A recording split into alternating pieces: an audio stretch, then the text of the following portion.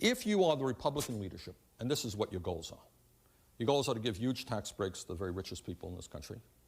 Your goals are ultimately to privatize Social Security so that Wall Street can make money from that. Privatize Medicare so the insurance companies can make more money. Privatize education. Do away with public schools.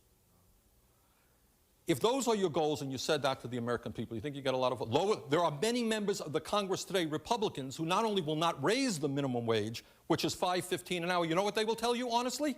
They believe in abolishing the minimum wage. Did you know that? Check it out. Telling you the truth. So that if Americans can work for $3 an hour or $2 an hour, not a problem.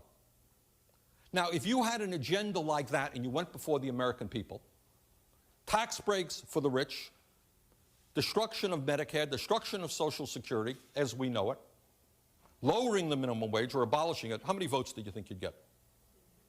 Not a whole lot. Maybe the richest 1% would vote for you.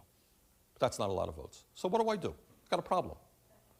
You package it. How do you package it? And here's, I want you to pay attention to me. Because this is bad stuff. I don't mind debating people who say, I was on the Hannity show, Sean Hannity yesterday, and Hannity, extreme right-wing guy, he thinks he loves these tax breaks for the rich and so forth, so we had a little bit of a discussion about that.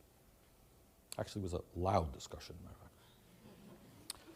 But I don't mind people who are upfront about that. Okay, give the rich more tax breaks, we can argue that.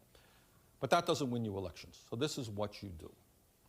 What you do is divide people up. When you asked me your question, how do I get elected? I said, I try to bring people together. We fight for women's rights. We support the rights of minorities. We support the rights of workers. We bring the majority of people together. And occasionally, honest people will have differences of opinion. In this room, there will be differences of opinion. But everybody in this room is in agreement that everybody should have health care, right? Question number 2, should we increase funding for education or should we lower funding for education? Raise your hand if you think we should increase funding for education. Okay, you're on the side of the vast majority of Americans. Okay. So on those issues, we bring people together. Now, what do the Republicans try to do? And they use it in what we call, kind of language that they not upfront about. What do? We divide people up by races. Affirmative action becomes one issue. All them black people are getting the jobs that we white people used to have. Split people, working class, white against black, instead of working together to create decent jobs for all. Those uppity women now, they want the right to choose. We'll split people on the abortion issue. We'll split people up on the gun issue. We'll split people up on religious issues. You follow what I'm saying? So you split people up, and then they end up, if you're a middle-class person, voting against your own interests, and the rich go laughing all the way to the bank. Okay? And they very often play white workers off against everybody else.